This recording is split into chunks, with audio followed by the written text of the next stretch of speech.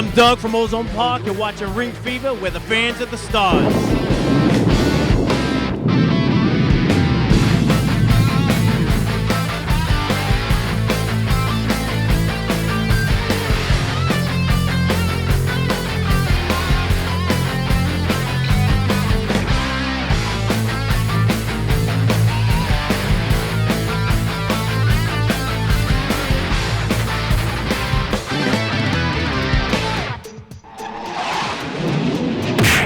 Training, man. You're up for the fight, obviously.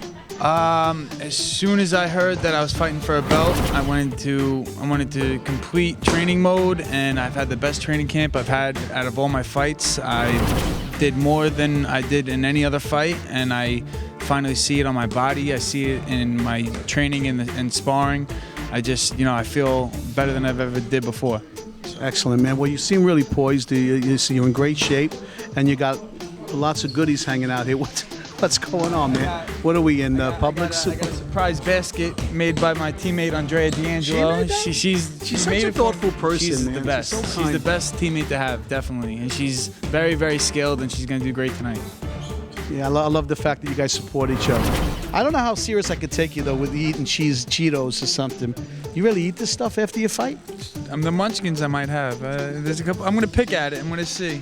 I like pretty much a lot of stuff in there. I've been on a diet for 2 months, so. It's gotta be tough. You guys gotta tell me. Like going from eating like everyday things and stuff, like you really gotta like cut out, like what? What are you cutting out? You have to change your whole life around, like basically, from going out with your friends and hanging out and, eating whatever the hell you want. You can't go out no more. You gotta go to sleep early. You gotta wake up early. You gotta train. You gotta diet.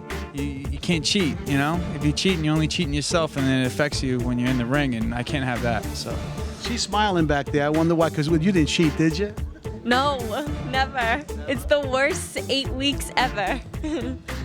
I've been dying for pizza. You ever see yourself like in a MMA type situation? I want to do it all. I mean, right now I'm focused on kickboxing and winning this belt tonight. That's the only thing I've been thinking about.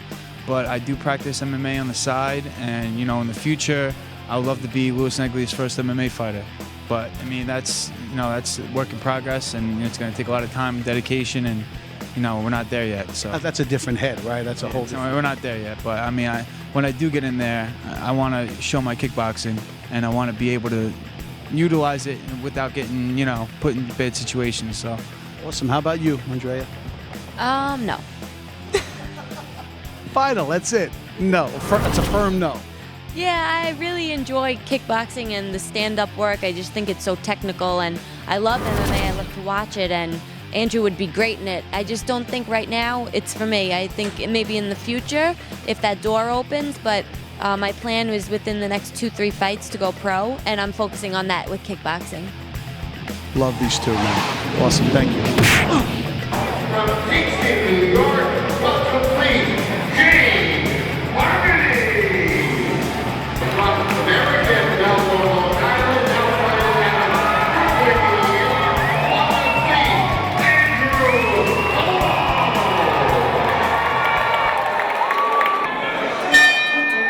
here we go, for the title.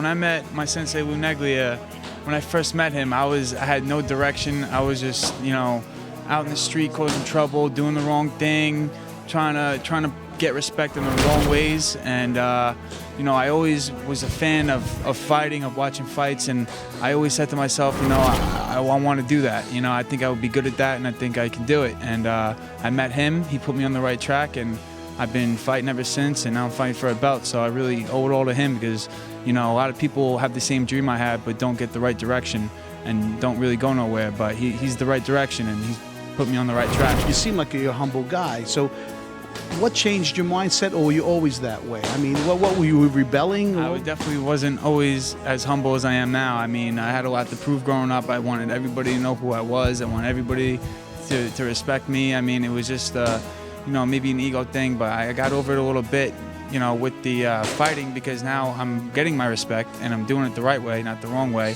And it's just, you know, it feels good. And I mean, maybe for my first fight, I just loved the way it felt. And, you know, I loved the way people looked at me and congratulated me, and instead of looking down on me and thinking that I'm no good, you know? It's a great story. So how long have you been actually fighting now? I've been fighting for 3 years now. I've been consistent. You know, I've had a couple things in my personal life I had to take care of.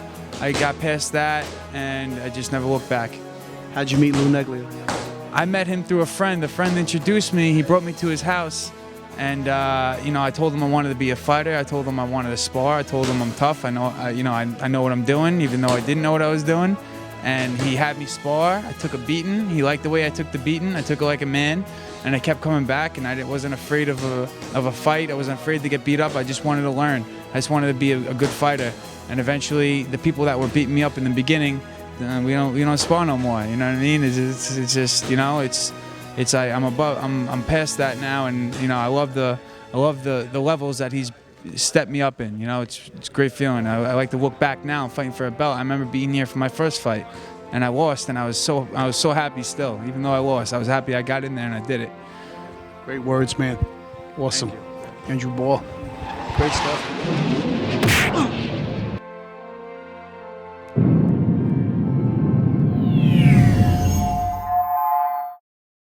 What was that? Where you going? Wait, Close. Andrew Ball. We doing me first? Listen, man, I saw the picture on Facebook. What'd you drop? Your I phone? dropped my phone. You making phone calls before you fight? Calls. Busy person. Huh? Busy person. Are you? No.